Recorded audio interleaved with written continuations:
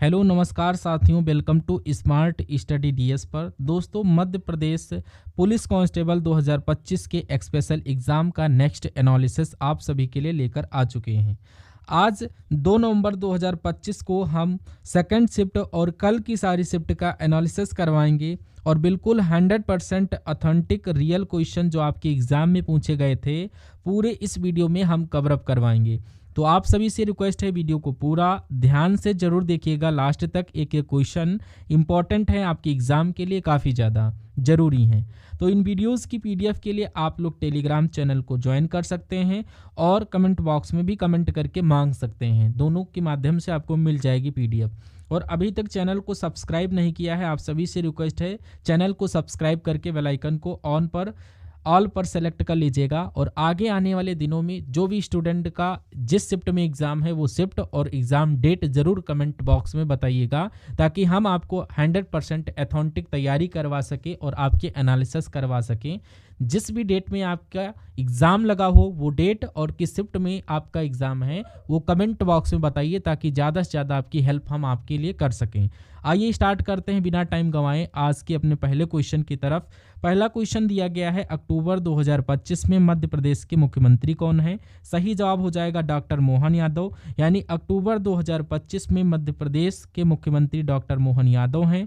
वह 2023 से इस पद पर नियुक्त हैं। अक्टूबर 2025 में मध्य प्रदेश के राज्यपाल मंगू भाई छगन भाई पटेल हैं। और ये राज्यपाल अगर पूछा जाए तो यहाँ पर मंगू भाई छगन भाई पटेल को हाईलाइट कर लीजिएगा और मुख्यमंत्री डॉक्टर मोहन यादव। और ये जो राज्यपाल हैं 2021 से इस पद पर नियुक्त हैं और उनका कार्यकाल अभी भी जारी है। तो मुख्यमंत्री डॉक्टर मोहन यादव है, कार्यकाल 2023 से अक्टूबर 2025 की स्थिति अगर देखें यहाँ पर 2025 कर लीजिएगा। और वर्तमान में यहाँ पर मुख्यमंत्री यही हैं मध्य प्रदेश के।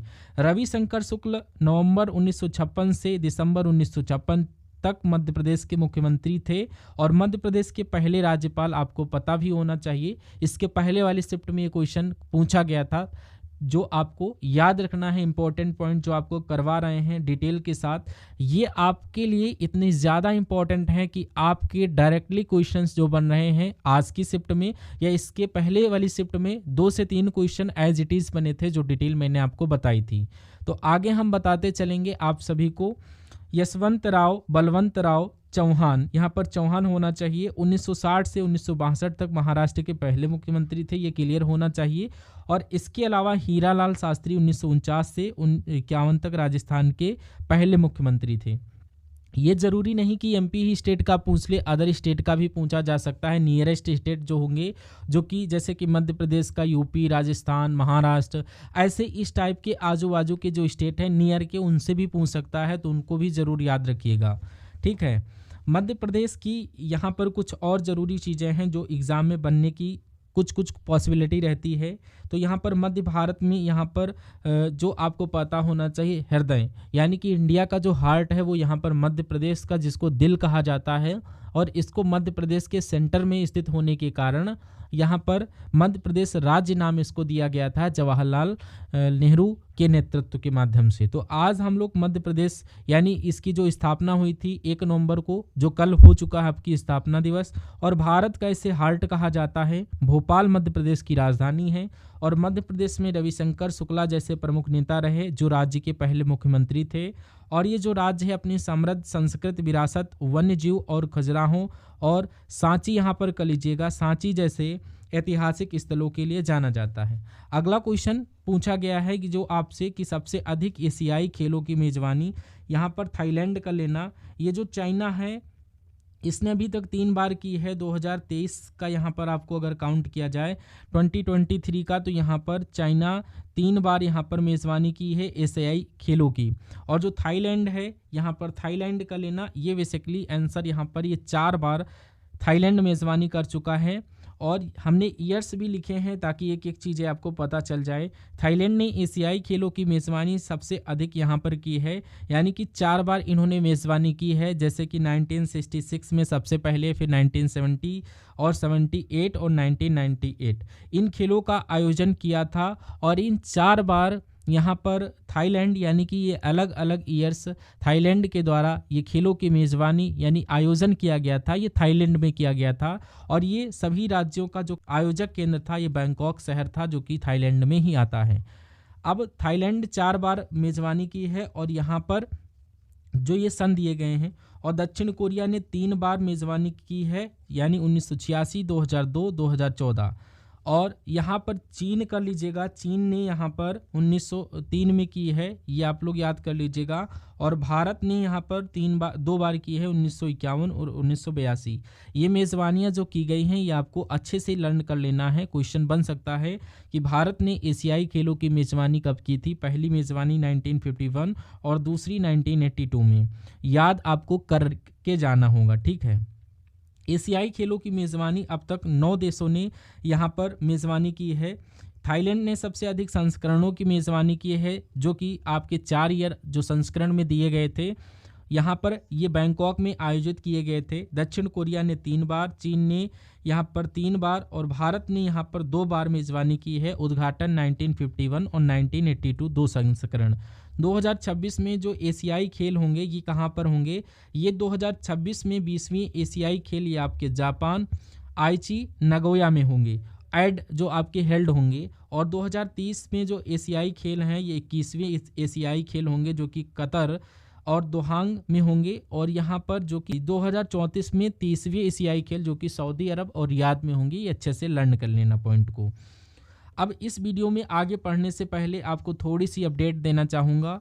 जो भी स्टूडेंट यहाँ पर चैनल पर नए विजिट किए हैं और अभी तक चैनल को सब्सक्राइब नहीं किया है, सो प्लीज़ चैनल को सब्सक्राइब करके बेल आइकन को ऑन कर लेना, ताकि आप सभी को जो भी आपकी नियरेस्ट आपकी शिफ्ट हैं उनमें अगर आपका पेपर लगा हुआ है जिस भी डेट में हो, उन सभी एग्ज़ाम को यहाँ पर और भी ज़्यादा बेहतर तैयारी करवा दी जाए विद एनालिसिस के साथ। तो आप लोग चैनल को सब्सक्राइब करके बेल आइकन को ऑन करके रखिएगा, बाकी हम आपको तैयारी करवाते रहेंगे।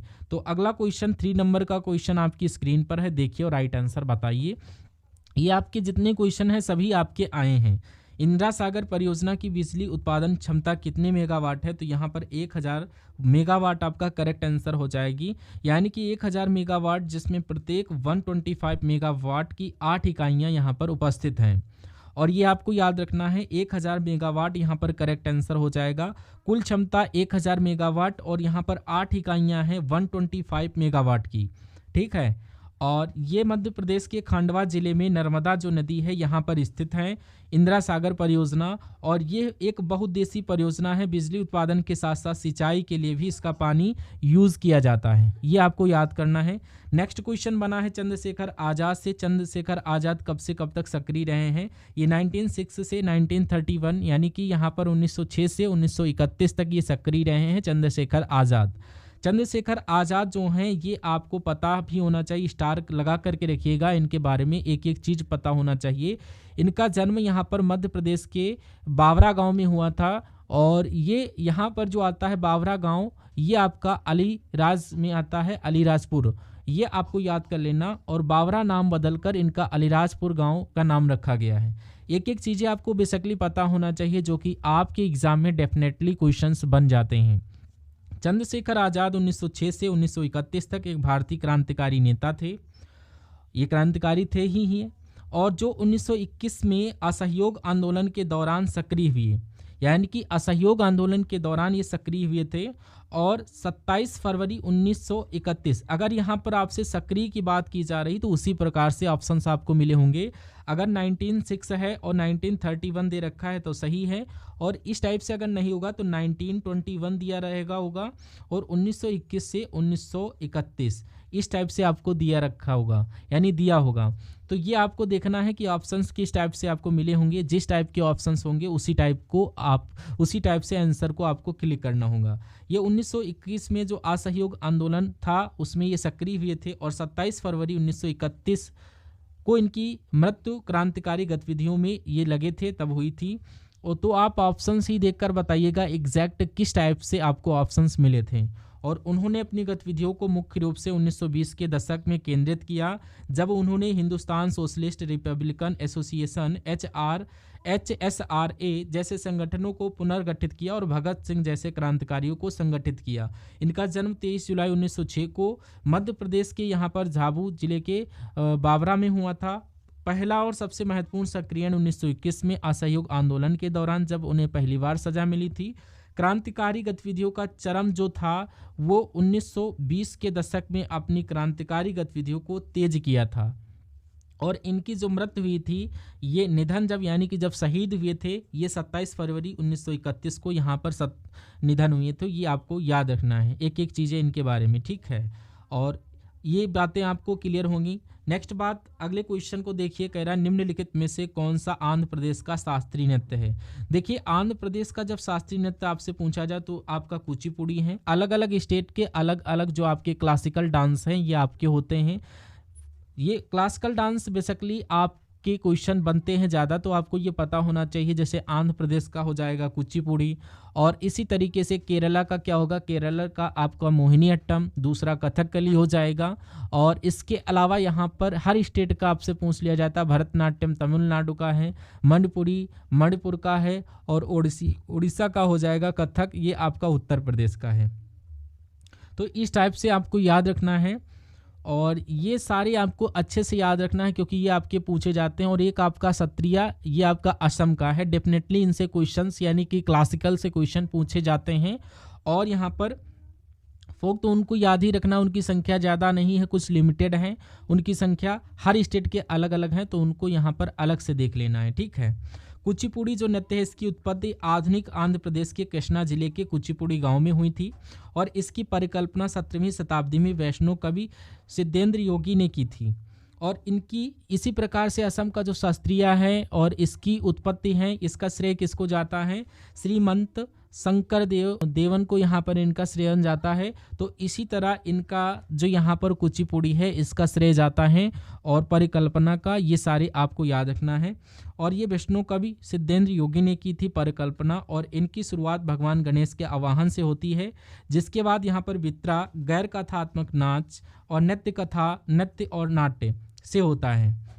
नृत्य का नाटक संगीत पर किया जाता है, जहां गायक मृदंगम और वायलिन, बांसुरी और तंबूरा जैसे वाद्य यंत्रों के साथ होता है।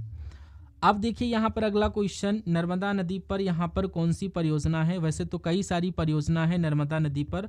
अब ये आपको पता होना चाहिए कि ऑप्शन में क्या दे रखा है। हम आपको सारी कवरअप करवाएंगे, अब देख लीजिएगा आपको ऑप्शन में क्या दिया गया था। सरदार सरोवर बांध की अगर बात करें तो ये नर्मदा नदी पर है। बांध, बरगी बांध, इंदिरा सागर बांध, ओंकारेश्वर बांध, महेश्वर परियोजना, ये सारी परियोजनाएं आपकी यहाँ पर नर्मदा नदी पर एक्चुअली में हैं। और सरदार सरोवर परियोजना ये नर्मदा घाटी परियोजना का हिस्सा है, और ये मुख्य रूप से गुजरात में स्थित है सरदार सरोवर। और यह एक बहुत बड़ी बहुउद्देशीय परियोजना है जो सिंचाई, पेयजल और बिजली प्रदान कराती है। और इसी तरीके से इंदिरा सागर बांध की अगर मैं बात करूँ तो ये मध्य प्रदेश में स्थित और नर्मदा नदी की एक महत्वपूर्ण परियोजना है। ओमकारेश्वर जो बांध है ये मध्य प्रदेश में स्थित और नर्मदा नदी की एक प्रमुख परियोजना है। बरगी बांध है, ये जबलपुर जिले में नर्मदा नदी पर स्थित सिंचाई, जल आपूर्ति और विद्युत उत्पादन का समर्थन करती है। उसी तरीके से महेश्वर जो परियोजना है ये मध्य प्रदेश के खरगोन जिले में नर्मदा नदी पर स्थित एक जल विद्युत परियोजना है। तो ये सारी जल विद्युत परियोजनाएं याद कर लेना इंपॉर्टेंट है, अच्छे से याद कर लेना, सारे नर्मदा नदी पर ये स्थित हैं, तो इसलिए कंफ्यूज मत होइएगा। अगला क्वेश्चन कह रहा है गुलाम वंश का पहला शासक कौन था। ये आपको बताना है, कुतुबुद्दीन ऐबक थे। और कुतुबुद्दीन ऐबक ये आपसे मोहम्मद गौरी के ये गुलाम थे कुतुबुद्दीन ऐबक, और गुलाम वंश के पहले शासक थे यही, ठीक है। तो या तो ये क्वेश्चन इस तरीके से बनेगा या तो इस क्वेश्चन से बनेगा, कौन से वंश ने उत्तर भारत का सर्वाधिक शासन किया था। दो टाइप से अलग अलग मैंने आपको बता भी दिया है, तो हमने यहाँ पर दोनों टाइप के भी क्वेश्चंस लिख दिए हैं। क्यों? क्योंकि यहाँ पर ऐसे क्वेश्चन आपसे पूछे जा सकते हैं और आप कंफ्यूज ना हो कि यहाँ पर एग्जैक्ट क्वेश्चन आपसे क्या पूछा जा सकता है, क्योंकि आपने एग्जाम भी दिया है और आप अच्छे से इनको समझ भी पाएंगे, क्योंकि ये आप लोग जानते हैं ये कल की शिफ्ट के हैं क्वेश्चन। और अगर आपको और भी क्वेश्चन पता है, जो नंबर यहाँ पर आपको मिलेगा और कमेंट में आपको टेलीग्राम चैनल की लिंक मिल जाएगी, वहाँ पर क्वेश्चंस भेज सकते हैं। तो यहाँ पर गुर्जर प्रतिहार वंश आपका करेक्ट आंसर हो जाएगा। और गुलाम वंश का पहला शासक सुल्तान कुतुबुद्दीन ऐबक 1206 ईस्वी में दिल्ली सल्तनत की स्थापना इनके द्वारा की गई थी। 1206 से 1210 ईस्वी तक इन्होंने शासन किया था। वह मूल रूप से गुलाम थे, मोहम्मद गौरी के अधीन सेवा करते थे ये, और मोहम्मद गौरी के ये गुलाम थे। तो वो ये पॉइंट आपको यहाँ पर याद कर लेना कि गुलाम वंश के पहले शासक। बात करते हैं यहाँ पर हम सभी लोग कि उत्तर भारत पर सर्वाधिक शासक गुर्जर प्रतिहार वंश ने किया था, सर्वाधिक शासन किया था। उन्होंने 8वीं शताब्दी के मध्य से 11वीं शताब्दी तक उत्तर भारत के अधिकांश भाग पर शासन किया था। और इसके बाद में यहाँ पर पृष्ठभूति राजवंश, जिसे वर्धन राजवंश भी कहा जाता है, इन्होंने 6वीं और 7वीं शताब्दी में हर्षवर्धन के तहत उत्तरी भारत में एक बड़े हिस्से पर शासन किया था।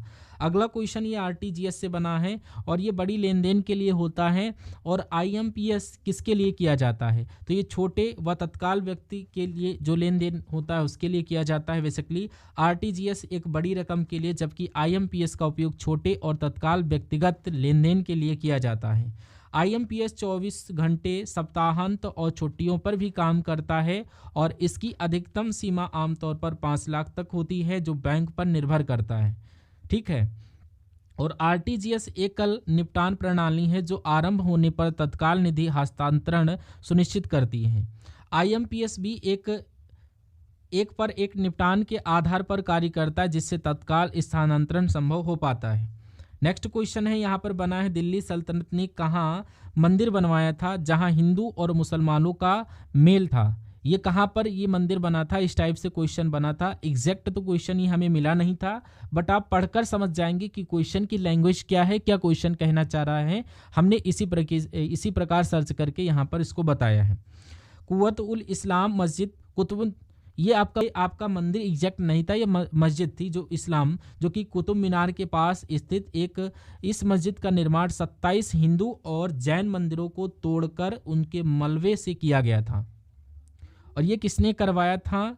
कि यहाँ पर मोहम्मद जो कुतुबुद्दीन ऐबक है, इन्होंने करवाया था। संस्कृति और धार्मिक संगम इन निर्माणों में हिंदू और इस्लामी वास्तुकला और नक्काशी का मिश्रण है। उदाहरण के लिए मस्जिद की दीवारों पर कुरान की आयतों के साथ साथ फूल और बेलों की महीन नक्काशी भी दिखाई देती है। इसके साथ साथ ये आप लोग जो यहाँ पर विवादित विरासत है, आज भी इन संरचनाओं के आसपास भगवान गणेश और अन्य हिंदू प्रतीकों के अवशेष देखे जा सकते हैं, जो एक जटिल और विवादास्पद इतिहास का हिस्सा हैं।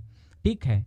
तो ये दिल्ली की प्रसिद्ध कुतुब मीनार के पास स्थित इस मस्जिद का निर्माण गुलाम वंश के प्रथम शासक कुतुबुद्दीन ऐबक ने 1194 में शुरू करवाया था। इस मस्जिद को बनने में 4 वर्ष का समय लगा था। अगर ये क्वेश्चन पूछ लिया जाए तो आप लोग याद करिएगा, ये डिटेल थोड़ा सा पढ़ लीजिएगा। अगला क्वेश्चन बना है, भोपाल का पहला शासक कौन था?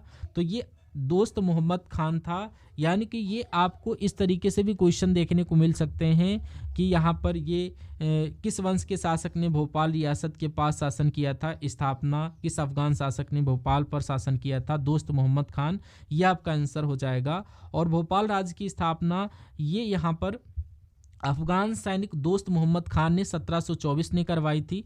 और मुगल साम्राज्य की विघटन का लाभ उठाकर प्रमुखता से उभर कर ये सामने आया था। और ये तब था जब मुख्य रूप से हिंदू और भोपाल इस्लामी संस्कृत और वास्तुकला के प्रवाहों में आने लगा था।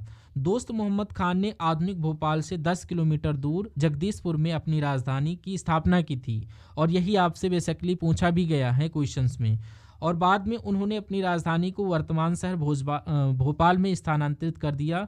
हालांकि भोपाल के शासक यहाँ पर उन्होंने गिरते मुगल साम्राज्य के आधिपत्य को स्वीकार किया। हालांकि उनके उत्तराधिकारियों ने भोपाल को एक स्वतंत्र राज्य घोषित किया था। नेक्स्ट क्वेश्चन, उर्मिल घाटी नदी घाटी परियोजना से क्वेश्चन बना है। ये उर्मिल नदी घाटी परियोजना किससे संबंधित है? ये आपको किस देश से संबंधित है? तो मध्य प्रदेश और उत्तर प्रदेश की एक संयुक्त नदी घाटी परियोजना है उर्मिला नदी घाटी परियोजना। उर्मिल नदी घाटी मध्य प्रदेश और उत्तर प्रदेश की एक संयुक्त नदी घाटी परियोजना है जो उर्मिल नदी पर स्थित है।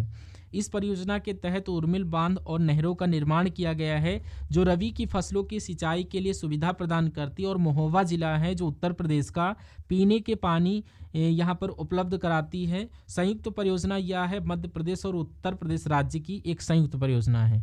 नेक्स्ट क्वेश्चन है जो आपसे पूछा जा रहा है, गांधी सागर बांध ऊंचाई और लंबाई कितनी है? ऊंचाई लंबाई मैंने दोनों रखी है। यहाँ पर इसकी ऊंचाई 62 मीटर और 204 फीट में है और लंबाई 514 मीटर। अगर फीट में पूछे तो 1686। तो फीट में अगर पूछे तो मैंने फीट में भी लिख दिया है और अगर मीटर में पूछे तो मीटर में। तो यहाँ पर गांधी सागर बांध की ऊंचाई 62.17 मीटर और लंबाई ये आपकी 514 मीटर है, फीट में भी दी गई है। मध्य प्रदेश का जो मंदसौर जिला है यहाँ पर चंबल नदी पर बना एक चिनाई वाला गुरुत्व बांध है ये, जो गांधी सागर बांध, याद करिएगा। नदी को यहाँ पर अपवाह तंत्र है, नाम तो नदी का यहाँ पर था नहीं, बट मैं आपको बता दूं गंगा नदी पर यहाँ पर बंगाल की खाड़ी के अपवाह तंत्र में, नर्मदा नदी ये अरब सागर में गिरती है, चंबल नदी यमुना की सहायक नदी और गंगा नदी तंत्र का हिस्सा है, सिंधु नदी सिंध तंत्र का यहाँ पर हिस्सा है। तो ये आपका ऐसे बना होगा।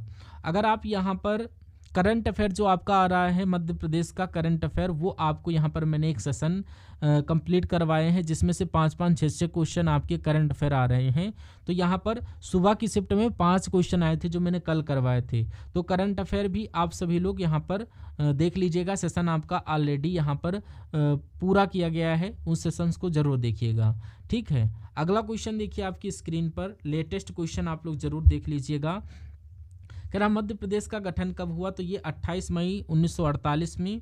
और मध्य भारत जिसे मालवा संघ के नाम से भी जाना जाता है, पश्चिम मध्य भारत में एक भारतीय राज्य था जिसका गठन 28 मई 1948 को 25 रियासतों को मिलाकर किया गया था। ग्वालियर इसकी शीतकालीन राजधानी थी और इंदौर ग्रीष्मकाल राजधानी थी। और इसका विलय 1 नवंबर 1956 को मध्य प्रदेश विलय हो गया, जिसमें यहाँ पर विध्य प्रदेश और भोपाल रियासत भी शामिल थे। नेक्स्ट क्वेश्चन बना, हिंदू और अंग्रेजों का वर्णन कौन से काल में मिलता है? तो ब्रिटिश शासनकाल 1757 से 1947, याद रखना है आप सभी को स्टार लगा करके। करीबन 200 सालों का ये जो काल था आप सभी का, इसमें हिंदू और अंग्रेजों का वर्णन मिलता है। हिंदू और अंग्रेजों के संदर्भों का वर्णन ब्रिटिश शासनकाल 1757 से 1947 में मिलता है, जो उपनिवेशवाद और उनके प्रभावों के अध्ययन से संबंधित है। इसके अलावा मध्यकालीन भारत के दौरान भी हिंदू और अन्य धर्मों के बीच संबंधों और विभिन्न संस्कृतियों का मिश्रण के वर्णन मिलते हैं, यहाँ पर इम्पॉर्टेंट है। और राज्य और केंद्र के बीच विवाद सूची में आता है, तो ये किस सूची में आता है? समवर्ती सूची में आता है। ये क्वेश्चन ही आता है, राज्य और केंद्र के बीच विवाद कौन सुलझाता है? तो सर्वोच्च न्यायालय यानी कि सुप्रीम कोर्ट समझाता है। कह रहा है भारतीय संविधान के अनुसार केंद्र और राज्य के बीच यदि कोई विवाद और झगड़ा होता है उसको सुलझाने का अधिकार यहाँ पर सर्वोच्च न्यायालय यानी कि सुप्रीम कोर्ट को होता है। राज्य और केंद्र के बीच जो विवाद होता है ये समवर्ती सूची में आते हैं, जिस पर केंद्र और राज्य दोनों कानून बना सकते हैं। ऐसे विवादों को हल करने के लिए सर्वोच्च न्यायालय के मूल क्षेत्राधिकार का उपयोग किया जाता है, जो अनुच्छेद 131 के तहत राज्य और केंद्रों के बीच मामलों पर फैसला सुनाते हैं, ठीक है। नेक्स्ट क्वेश्चन है, मध्य प्रदेश में कपास के उत्पादन के लिए कौन सी मिट्टी सबसे उपयुक्त है? काली मिट्टी और रेगुर मिट्टी आपका करेक्ट आंसर हो जाएगा, ठीक है। मध्य प्रदेश में कपास की खेती के लिए काली रेगुर मिट्टी सबसे उपयुक्त है, क्योंकि ये गहरी और उपजाऊ होती है। नमी को लंबे समय तक बनाए रखने के लिए इसमें क्षमता होती है। इसके अलावा जलोढ़ मिट्टी भी कपास के लिए उपयुक्त होती है, अच्छी होती है, खासकर अगर सिंचाई यानी कि यहाँ पर सिंचाई की सुविधा हो तो। बाकी इस टाइप से क्वेश्चन आए तो काली मिट्टी आपकी प्रायोरिटी होगी, इस क्वेश्चन का आंसर जाएगा। नेक्स्ट क्वेश्चन कह रहा है अवार्ड से, यानी कि यहाँ पर अवार्ड से आया था, अवार्ड कब दिया गया? तो ये आप लोग देख लीजिएगा, एग्जैक्ट अवार्ड का नाम हमें नहीं मिला था तो हमने इसको स्किप कर दिया है। और अगर आपको पता हो तो कमेंट में बताइएगा। कह रहा गुलाम वंश किस वंश में या गुलाम वंश किस वंश को कहते हैं? तो ये आपको मामलुक वंश जो है इसको कहा जाता है गुलाम वंश। और गुलाम वंश को यहाँ पर मामलुक वंश भी कहते हैं हम सभी लोग। और इसको गुलाम वंश इसलिए कहा जाता है क्योंकि इसके शासक स्वयं गुलाम थे और बाद में वो शासक बने थे।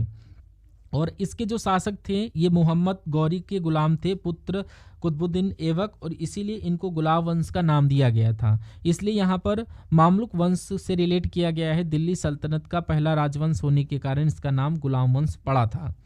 नेक्स्ट क्वेश्चन देखिए यहाँ पर, अगर यहाँ पर इसकी स्थापना की बात करें तो मैंने बताया था कुतुबुद्दीन ऐबक के द्वारा 1206 में हुई थी। अगला क्वेश्चन है इंदिरा गांधी बांध ये किस नदी पर बनाया गया है, तो यहाँ पर ये नर्मदा नदी पर बनाया गया है और ये मध्य प्रदेश का जो खंडवा जिला है यहाँ पर बहुउद्देशीय परियोजना है और जो कि नदी नर्मदा नदी है और भारत की सबसे बड़ी जलाशयों में से एक है। इसका उपयोग सिंचाई और बिजली उत्पादन और बाढ़ नियंत्रण जैसे उद्देश्यों के लिए किया जाता है। नेक्स्ट क्वेश्चन, एलोरा की गुफाएं किस धर्म से संबंधित है, तो अगर ये क्वेश्चन आ जाए तो बौद्ध, हिंदू और जैन धर्मों से इसका संबंध है एलोरा की गुफाओं का। एलोरा की गुफाएं हिंदू, बौद्ध और जैन धर्मों से संबंधित है। इन गुफाओं के परिसर में सभी 3 धर्मों के मंदिर और स्मारक देखने को मिलते हैं जो उस युग के धार्मिक सद्भावना को दर्शाते हैं। बौद्ध गुफाएं 1 से 12 तक की गुफाएं जो हैं बौद्ध धर्म से संबंधित हैं और हिंदू जो गुफाएं हैं ये 13 से 29 तक की गुफाएं हिंदू धर्म से संबंधित हैं, 13 से 29 तक की, और 30 से 34 गुफाएं ये जैन धर्म से रिलेटेड हैं। ठीक है, नेक्स्ट क्वेश्चन देखिए, पीएम विश्वकर्मा योजना क्या है, इंपॉर्टेंट क्वेश्चन है। तो देखिए पहले बौद्ध गुफाएं फिर यहाँ पर जैन गुफाएं, इस टाइप से आपको ये क्वेश्चन देखने को मिलेगा। और अगला क्वेश्चन देखिए यहाँ पर पीएम विश्वकर्मा योजना है। देखिए पीएम वाले जो योजनाएं होती हैं ये आपकी डेली बेसिस पर क्वेश्चन बनना है तो आप लोग इनको अच्छे से कवर अप करिएगा। और इसके पहले वाली शिफ्ट है फर्स्ट शिफ्ट, उसमें भी 2-3 क्वेश्चन करीबन 3 क्वेश्चन योजनाओं से हमें लगता है बने थे, तो अच्छे से करके जाइएगा। एमपी की योजना तो कंप्लीट करना ही है, यानी कि जो केंद्र की योजना पीएम मोदी वाली हैं उनको भी अच्छे से कर लीजिएगा। और विश्वकर्मा कारीगरों को उनके उत्पादन, प्रदर्शन और बिक्री के लिए आवश्यक उपकरण, वित्तीय सहायता और मंच प्रदान करके उन्हें सशक्त बनाता है। पीएम विश्वकर्मा योजना 2023 में शुरू की गई थी जिसका उद्देश्य पारंपरिक कारीगरों और शिल्पकारों के कल्याण को समर्थन और बढ़ावा देना है। इस योजना का जो उद्देश्य है विश्वकर्मा कारीगरों को उनके उत्पादों को के प्रदर्शन और उनकी बिक्री के लिए आवश्यक उपकरण, वित्तीय सहायता और मंच प्रदान करके उन्हें सशक्त बनाना है। और ये पारंपरिक शिल्प और कौशल को संरक्षित करने के महत्व को स्वीकार करते हैं जो भारत की समृद्ध सांस्कृतिक विरासत का एक महत्वपूर्ण हिस्सा है। इसको भी कर लीजिएगा। अगला क्वेश्चन है ये 2023 के एशियाई खेलों से बना है। 2023 के एशियाई खेलों में भारत ने रिकॉर्ड तोड़ 107 पदक, 28 स्वर्ण और 38 रजत, 41 कांस्य पदक जीते हैं। ये उनके लिए ऐतिहासिक रहा है। ठीक है, अभिक्रिया से भी क्वेश्चन आया था, रासायनिक अभिक्रियाओं से, जो ऐसी प्रक्रियाएं हैं जिनमें एक या एक से अधिक रसायन आपस में मिलकर एक नए रसायन बनाते हैं। इन अभिक्रियाओं को अभिकारक यानी कि रिएक्टेंट कहते हैं, नाम दिया गया है। नामक पदार्थ आपस में क्रिया करते हैं और उत्पाद यानी कि प्रोडक्ट नामक नए पदार्थ बनते हैं जिन्हें हम लोग अभिक्रिया के नाम से जानते हैं। और अभिक्रिया के प्रकार अभिकारकों और उत्पादों की प्रकृति की यानी कि यहाँ पर ये अपघटन, विस्थापन, द्विविस्थापन आदि हो सकते हैं। नेक्स्ट क्वेश्चन बना है पोटेशियम और एल्युमिनियम का एक सूत्र पूछा गया था, तो potash factory potassium aluminium sulphate हो जाएगा। कह रहा है विकास जो कई पीढ़ियों में प्रजातियों की विशेषताओं में परिवर्तन की प्रक्रिया पर आधारित है, ये आपका क्या है, तो ये आपकी प्राकृतिक चयन पर आधारित है। याद कर लेना, परिवर्तन की प्रक्रिया है ये प्राकृतिक चयन पर आधारित है। प्रकाश्ड ये जो विकास है जो कई पीढ़ियों में प्रजातियों की विशेषताओं में परिवर्तन की प्रक्रिया है, प्राकृतिक चयन पर यह आधारित है। प्राकृतिक चयन वह प्रक्रिया है जिसके तहत जो जीव अपने पर्यावरण के लिए सबसे अधिक अनुकूलित होते हैं उनके जीवित रहने और अपनी विशेषताओं को यहाँ पर अगली पीढ़ी में पहुँचाने की संभावना अधिक होती है, जिससे समय के साथ प्रजातियों में बदलाव आता है। ठीक है, नेक्स्ट है समुद्र तल से एक व्यक्ति पहाड़ की ऊंचाई पर है, जैसे सूर्य निकलेगा तो उसका परावर्तन कोण जो होगा इसमें क्या परिवर्तन होगा, वृद्धि होगी, कमी होगी। तो सूर्य के निकलने व परावर्तन कोण परिवर्तन नहीं होगा क्योंकि यह सूर्य की स्थिति पर निर्भर करता है, व्यक्ति की ऊंचाई पर नहीं। इंपॉर्टेंट है, व्यक्ति की ऊंचाई पर नहीं। और सूर्य की यहाँ पर स्थिति पर निर्भर करता है, व्यक्ति की ऊंचाई पर नहीं। तो व्यक्ति यहाँ पर पहाड़ की जिस भी ऊंचाई पर हो, सूर्य से आने वाली किरणों की सतह से एक निश्चित कोण पर परावर्तित होगी, जो व्यक्ति की स्थिति से नहीं बल्कि सतह से नियम से तय होती है। तो ये इस टाइप से आप लोग देख लीजिएगा, ये आपका क्या आंसर दे रखा था। अगला क्वेश्चन है एक गैल्वेनोमीटर का उपयोग किया जाता है किस, तो यहाँ पर करंट की दिशा का पता लगाने के लिए गैल्वेनोमीटर एक छोटे विद्युतीय करंट के मान और दिशा के मापने के लिए उपयोग किए जाने वाला यंत्र है। यह एक गतिमान कुंडल के विक्षेपण द्वारा विद्युत करंट का कार्य करता है। विक्षेपण एक यांत्रिक घुमाव है जो करंट से उत्पन्न बलों से प्राप्त होता है, जो कि आपको याद कर लेना है, जो कि करंट से उत्पन्न बलों से जो है प्राप्त होता है।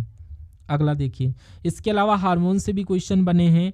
देखिए, एक पुरुष हार्मोन से एक महिला हार्मोन से क्वेश्चन बना था। तो यहाँ पर देख लीजिएगा, हार्मोन्स रासायनिक संदेश वाहक होते हैं जो शरीर में रक्त प्रवाह के माध्यम से यात्रा करते हैं और शरीर के विभिन्न कार्यों को नियंत्रित करते हैं, जैसे कि चयापचय, वृद्धि, प्रजनन और मनोदशा। तो याद रखना है आपको। और ये अंतःस्रावी ग्रंथियों द्वारा बनाए जाते हैं और शरीर को संतुलन रखने में मदद करते हैं। ध्वनि से भी क्वेश्चन आपका बना है। ध्वनि, जो मैं आपको टॉपिक बता रहा हूँ साइंस में, ये अच्छे से टॉपिक देख करके चाहिएगा, इनसे क्वेश्चन बने, इसीलिए मैंने यहाँ पर लिखे हैं टॉपिक। एक एक चीज़ें याद करनी है आपको। ध्वनि से भी क्वेश्चन बना है, ध्वनि वाला टॉपिक देख लेना। फैक्टरी का सूत्र पूछा है K2SO4 और Al2SO4 का होल ट्वाइस .24H2O। यहाँ पर इसको सही कर लीजिएगा जो मिसप्रिंट हो। ठीक है, मैंने आपको बता दिया। ठंडे जल के साथ कौन सी धातु क्रिया करती है? अम्ल क्षार से। तो यहाँ पर क्षार धातुएं जैसे कि लिथियम और सोडियम, पोटेशियम। तो यहाँ पर जो ठंडे जल के साथ जो क्षार धातुएं होती, जैसे कि लिथियम हो गया, सोडियम हो गया, पोटेशियम हो गया, जो ठंडे जल के साथ क्रिया करती हैं। किस धातु को केरोसिन में डिबोकर रखा जाता है? सोडियम, पोटेशियम और लिथियम जैसे अत्यधिक अपक्रियाशील धातुएं होती हैं, इनको केरोसिन में डुबाकर रखा जाता है, क्योंकि ये धातुएं हवा या नमी के संपर्क में आने पर तुरंत आग पकड़ लेती हैं। केरोसिन में डुबाने से इन धातुओं को हवा और नमी से बचाया जा सकता है, जिससे वो सुरक्षित रहती हैं और आग लगने की संभावना नहीं रहती है इनमें। ठीक है, अगला क्वेश्चन आवर्त सारणी से बना था। ये क्वेश्चन गर्भाशय की भित्ति मोटी क्यों होती है? इस टाइप से भी ये क्वेश्चन बना था।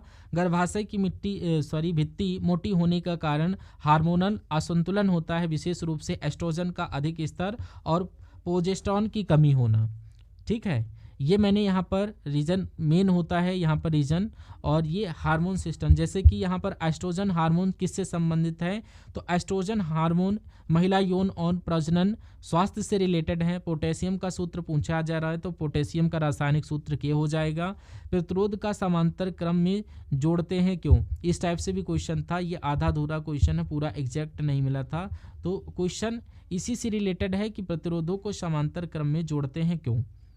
तो यहाँ पर इस तरीके से चीज़ें थी। तो प्रतिरोधों को समांतर क्रम में जोड़ने के लिए सभी प्रतिरोधों के पहले सिरों को एक बिंदु से और दूसरे सिरों को दूसरे बिंदु से जोड़ा जाता है, जिससे धारा प्रवाहित होने के कई रास्ते उपलब्ध होते हैं। इंपॉर्टेंट है, ठीक है, ये कर लीजिएगा। नेक्स्ट क्वेश्चन आपसे पूछा गया था, थोड़ा सा आप लोग देख लीजिएगा इन क्वेश्चंस को।